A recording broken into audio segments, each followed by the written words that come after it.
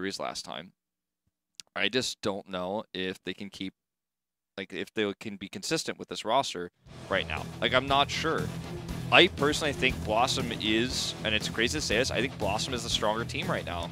We shall see about that, Wolf, because BlossoM, they have some strategies. Pocket strategies, Nazebo in the meta. They're making it work, and Genji copied off of their strategy as well. Spider Queen, Nazebo, Genji used it first, but I've heard from Wiz that they copied it from scrimming against BlossoM. Did Modern Life play it? Do you remember who played Nazebo, actually? That was actually my question. I actually can't remember who played it, but that would, I would expect it was I think it was Gondar. Gondar, okay. At the time, I'm not quite sure. But it was certainly not Wiz or Hong Kono game. But they did win that game against Ballistix, game 2. And that's why they had the game 2. But that strategy seems to be working really well. And of course, we do see a lot more Toad, Nazebo. In this game, especially in Korea, Spider all the way. Spider all the way. Ballistix, hero pool problems were their issue throughout the entirety of Phase 2. For Part 1, 5 heroes played total for SC. And if you compare that to someone like Gondar, who's played 11, you compare it to Modern Life, who's played 10, it's insane, you know, how limited he was. But at Eastern Clash, he changed it up quite a bit. Oh yes, big chances. Diablo's in the meta. Time to bring back Tychus, which will be buffed even more next week with the basic attack. But SD actually holds 21-5, 80% win rate on that Tychus in his career. That's pretty high of a number. Of course, you do win a lot, but still, even against Tempest, even against Genji, that can be done. I think Tychus can be a thing starting from next week, especially from SDE. But he was able to adapt into Thrall even. And he actually was really good opening up teamfight as the one to play only ranged, but suddenly going into a melee hero. He was awfully good at it. Yeah. SDE's always been like a big flex player, you know, historically speaking. So it's not too big of a shocker, but it is impressive in this meta, and it's very necessary, I think, in a lot of ways. Yes, they needed that help for SDE to actually find the hole, and SDE actually going towards that melee helped the entire draft so much for them. But let's see, because BlossoM, they have figured out, they had the best of 5 through all the Eastern games. Ballistix, they showed basically everything a week ago. Yeah. Well, it's going to be Cursed Hollow and Towers of Doom banned, but Battlefield of Eternity makes a long time no-see appearance here, as it will be first pick going over to the side of Ballistix. BlossoM's map pick. First things first, we do have to drop down and say Hanzo and SCSC, of course. So BlossoM 100% thinking about that ban. Oh, they will definitely ban it. Absolutely. Unless they have a counter strategy prepared. I think it's a huge mistake to allow that to go through. It's going to be locked in right here, no doubt. That means that... Yes. That means that white main is open for the first time today. And they will not take it. They will prefer the Diablo instead. Hooligans Diablo in Eastern Clash. Oh, yeah. Certainly had a great win rate as well. And they oftentimes pick up the percent damage here. Okay, Thrall goes to BlossoM. And so far, white main ignored in this draft. If they're going to take her, it's going to be now. Maybe they want to hide it. Because white main is still top tier. A lot of the green players are still saying that. But lack of CC compared to Deckard, not as strong in terms of the healing when you need it. And mana management is still pretty hard, but here comes white main. Yeah, the Li Ming pick here is just for the objective. With this comp, like, to me, I look at this and I think it has to be Inquisitor build. It has to be. If you go for Q build with these heroes, especially Diablo, you're going to have a big issue. Inquisitor build is... It's a really good one. You can actually get good amount of reset, so you can actually manage your mana. +4, you can reset the Desperation. Hero pool of SC is still heavily targeted. Those 3 heroes you see it in the ban cards for BlossoM are his top 3 heroes for this map. And this was a map where Ballistix actually came back with that Bala against BlossoM in Eastern Clash just a week ago, so having 100% understanding. Yeah. It's just, it's historically speaking been his best hero career. Zeratul you can make an argument for, but mostly the Vala. BlossoM now needs to choose their hero they're going to use for the Immortal race. As Meride is pretty resonant sleeper at the moment. It will be the Rainer. Not a big shocker here, given his consistent damage output on this map, especially with the Inspire. So, how do Ballistix protect Li Ming with their top laner? Will we see something like a Sonya here? I think it's not out of the question. Tough to execute with the White Mane. A Blaze is still okay. And also, you need some escaping tool for Might Wane as well. So that's going to need to pick up. Along with Phoenix, okay. They can put out the damage so that Might Wane survives. A lot post 13. White Mane also has some CC, but not the biggest one. It's actually quite hard to pull that off. Yeah. White Mane's going to take Scarlet. Sorry, not Scarlet Crusader. Scarlet Aegis with this setup with Phoenix and Blaze for sure. Give them the extra armor. Makes them basically impossible to kill. Artanis! Wow. Okay. Okay, Hello, amateur opponent. BOE have certainly did not see that for a long time since we had a lot of new heroes kicking in. I think this is going to be double swap as well coming through from Wiz. And I think that they're going to look to punish the front line here with this a lot. I think there's a lot you could do with swap into Sundering. You swap someone into Modern Life's range. And he's going to do tons of damage. You swap it to White Mane. She has no escape. Well, she's dead if that happens. She's got to be positioned well. Before she uses Scarlet Aegis, there's a huge window of time. Or if she uses it early and you disengage, then after Scarlet Aegis has already been used. There's a lot of ways you can use the swaps here. I think that if Artanis doesn't make the big plays, like if Wiz can't actually find these windows to utilize Artanis, threaten the back line, then I think that Ballistix has the better comp for the map. Artanis has to be the X factor, has to channel his inner H82 here for this to be a successful composition. Artanis will be nigh unkillable with Deckard on his side as well. Potion should buy him enough time to get his shields up. That's when the burst is going to be important. That's when Li Ming is going to have to connect the dots with those skill shots. Well, see, still the plea build for White Mane. It is still the weekend before the nerfs onto level 4. First swap here, pretty solid. Honkono allows Hooligan to jump back. He's going to be rooted.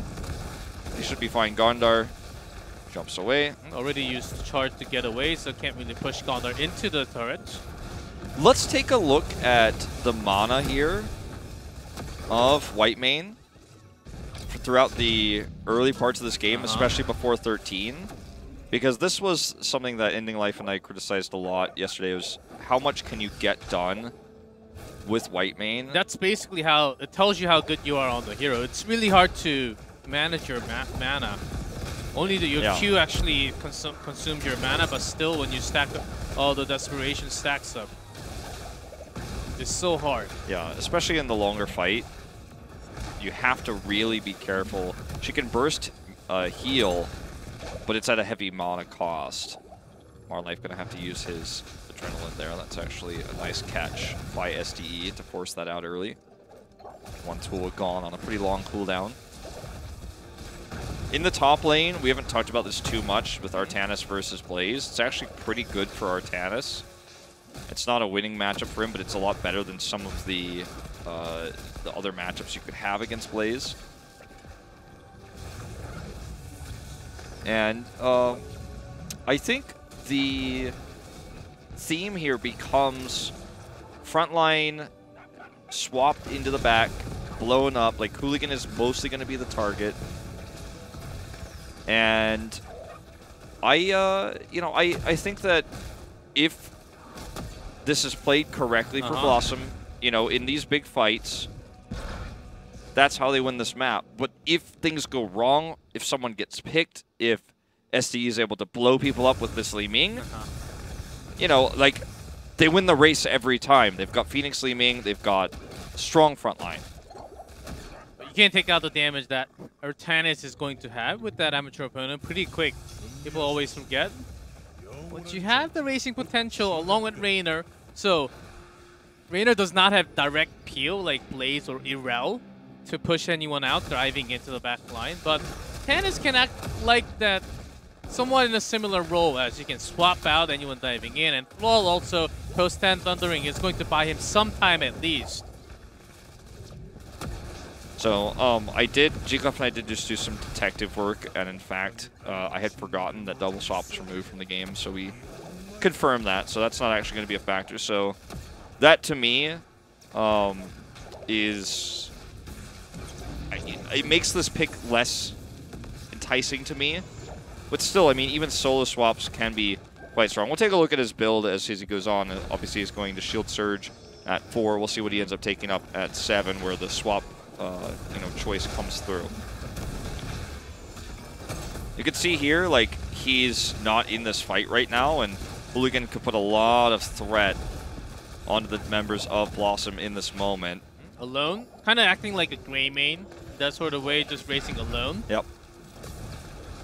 But of course, not going to be as much as what Ballistix is trying to do with that 5-man down here. I mean, Ballistix has Li Ming and Phoenix, and solo you can do a lot, like you said, like gray main style, but there's a limit. And now in this case, this is going to force Ballistix to react. This is where you actually have to engage as Ballistix here. I'm a little bit surprised I thought they could race this much.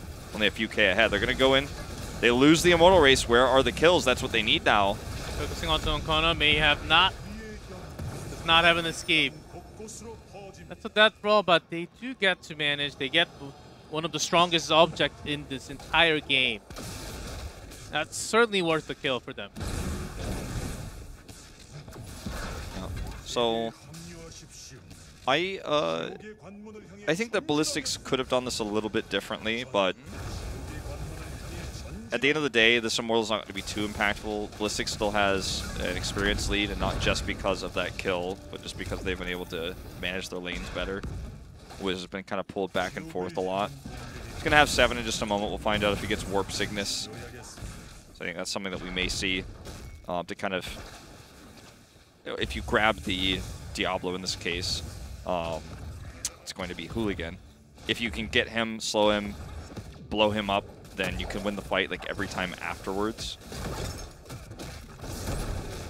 It's the halftime, it's pre-halftime where BlossoM has the biggest issue, right? Because that's where, you know, they can't really fight all together. If they get enough of a lead, or sorry, if they don't get too... if Ballistix doesn't get enough of a lead, then they can just collapse on and win the races we saw just previously. Ballistix hesitated too much before going in, and that cost them big. So if that continues, it's a win for BlossoM. Yeah, I think it was also the positioning of Immortals back then. Ooh. Getting a really nice pair up with that propulsion, but Meriday does self-potion. That was a really scary moment there for BlossoM. Wiz is grabbing some extra soak meanwhile. So this is actually a really positive trade for them. As you can see right now, they have to send Jungha back to the top lane. He had to Hearth home and then walk up. So he's actually going to miss some of these minions. And this is a small window for Artanis to get positional advantage here. So Wiz just going to head over now. And in fact, they're going to push bot a little bit. Look at Wiz, though. He's staying in the center of the map, trying to catch any rotators. Could have actually gotten a nice trade there. Ballistix defends this here. And are going to look to set up for the Immortal fight. Wiz actually, he rotated mid, and he was looking for stragglers that might have been rotating, but... Focusing on the wave main. Let's see how well Magi actually survives. Kono getting focused, he will be burnt down to the ground. As white main does survive, now the target's on Raynor. Modern trying to keep himself alive, but he's going nowhere out of this. Yep, Gondar's going to go down here as well. Wiz is fighting minions here on his way out. I was talking about how I thought he was making a good rotation down, and then they didn't actually commit to it before 10. He went back top So kind of did a little bit of a half rotation, and this means that in that window, like, Ballistix was able to get 10 first, and right afterwards, they get the fight win, and this is going to be a free Immortal for them. Almost fully shielded, because Wiz has to stay top to get Soak. And there's just no way they can win a fight or even contest. They don't have poke. They have consistent damage with the Artanis and the Rainer, but they don't have poke like a Li Ming or a Sergeant Hammer. So they can come over here and do like maybe 500 to 1,000 worth of damage. They're just hitting like 1.5k now, as Ballistix is going to finish off the Immortal here while doing cap. So they get a little bit of extra damage because Ballistix did commit to that cap. Hooligan over here alone. The rotation's coming down, though, and they still don't have 10. Modern Life. SD trying to pick up a kill. That was such a good wave of force. Now Meriday's body blocked. Look at this. He is going to get blown up, tossed in by Hooligan. What a well-executed rotation here from Ballistix. Great play by SD. 2 wave of forces after the reset there. Just keeping these members locked out. Tennis is still up there. Does manage to get the swap, but still there's a gigantic wave along with the camp. It's hoping to get to 10, but it's going to take a longer time to burn down this Immortal, which is pushing all the way. Yeah, it's going to be a dead fort. 10's up for BlossoM now, but it's too late to, you know, it's too late to make a big impact here. Unless Ballistix makes a mistake on an engage, these heroics aren't going to be too useful. Get that Gondar is actually holding on. Possible Haymaker to get that white main out of there. To focus on. Didn't really go well last time when they engaged on. Trying to grab onto Modern, but there's the Hyperion coming down. Bunkers up. And that's going to be the retreat here for Ballistix. They don't get to keep the significant amount of damage. Interesting we don't see the blind for Artanis. So I think that could have been huge against Phoenix. Sundering does layer on here to SC. Hooligan has to dash away. Helps Hooligan to actually go back there. Thanks for the help. Yeah, that was a little bit weird. The lack of a blind here against Phoenix, sure, it's not good against Li Ming, but that's odd. You can, I mean, obviously Diablo can't avoid the beam when he's doing lightning breaths, so maybe that's one of the reasons why they took it, but some weird stuff here, G-Clef, with these heroics for BlossoM. 13 against them now. We're going to have that Immortal fight set up in just a moment. Weirdly enough, it's actually Gondar who picked it, not Honkano. I know, right? That's like the weird part about this. Uh-oh, Hooligan's on the chase. Defensive with Haymaker here. Ooh, this one's a pre-setup. Focusing on Diablo, gets a kill. A lot of damage coming out with this. SD wants the resets. There's Gondar. He jumps in. Modern Life is under fire here. He knows he's going down. He's just trying to buy time for the rest to escape. Resets coming through. Nice juke here by Meriday. He's caught by that wave of force. Does not get caught by the seal. And SD is low on mana. He has to make everything count. Just barely Meriday will get out. And we will see this beam come through here. It's onto SD to try to put them back. Wiz gets caught outside, though. Nice swap, but the Lightning Breath will catch him.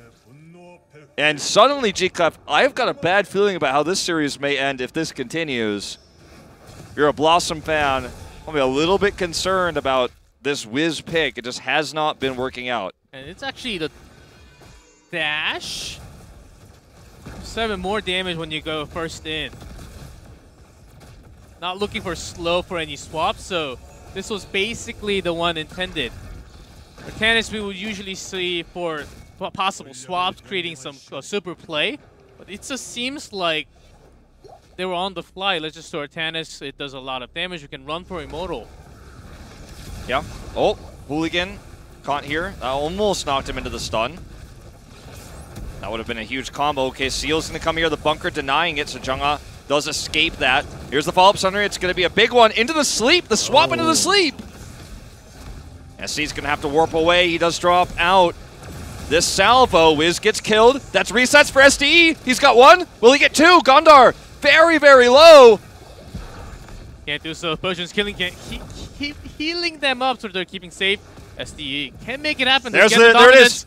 2 more. So close to those. Oh, mana's so low, so he can't really have the full combo. Yeah. And now he's kind of caught in no man's land. The fort is dead. He's got the mount. Oh, he wants to come and gets him! Whoa! 3 for 3 here. I don't think he gets out, though. He doesn't have enough for teleport. Oh, yes, he does. Just barely. It's another one. To beam. Everyone trying to chase down SCE. Oh my god, that's it. Gets him there with the cube. The slow would have had the beam probably finish him off, but very tense moment here in this first game. BlossoM on the cusp of winning these fights. SDE is being the carry. Meride, I think, hard carried that fight. He did. Isolating, first of all, Grey Thunder to start off, to kind of disposition the entire team, and then Meride locks down 4 members. Oh, that makes it pretty easy to burn down Diablo. That's not a hard thing to do when they have the entire squad. So that's the power of Dr. Kane we've been seeing so far. The game, they get the camp, but this Immortal's already pretty much damaged. Yep, Gondar in trouble. Triple sleep. Sunder follow-up. Engaging, no warp, no swap being done, so that's a little bit unfortunate from Wiz. But here comes SDE. He's looking for those resets, but he hasn't gotten them yet. Gets 2, 3, 4 on to kill onto Diablo, but he wants more. He's hungry. I need oil, G-Clef. I'm having the Tin Man from Wizard of Oz again. Oil can. That's okay, because it does happen because SDE is popping off in this game. We know that as a Li Ming player, that's exactly what you do. The reason why you play Li Ming, when your team basically sets up everything for you, you just have to press WQE, and somehow you will be picking up kills. Meride dancing. Don't think he's going to feel too happy about how the end of this game goes, though. Where'd the rest of my team go? Yeah. I'm still alive, and I'm an old man. SD, can you, like, leave them alone? Salvo with Lightning Breath is a great combo, and it's putting everybody low on the side of BlossoM, and that just gives SD opportunities for resets. It's a really cool comp, and the execution here is nice, and I feel like BlossoM needs to respect it a little bit more. Okay, here's the cube and the seal, but it doesn't really connect. Sleep here. Gets the bunker out, so it keeps down. Meride is caught. Oh, SD's looking for kill, gets 1. Salvo's going to give him a second reset here.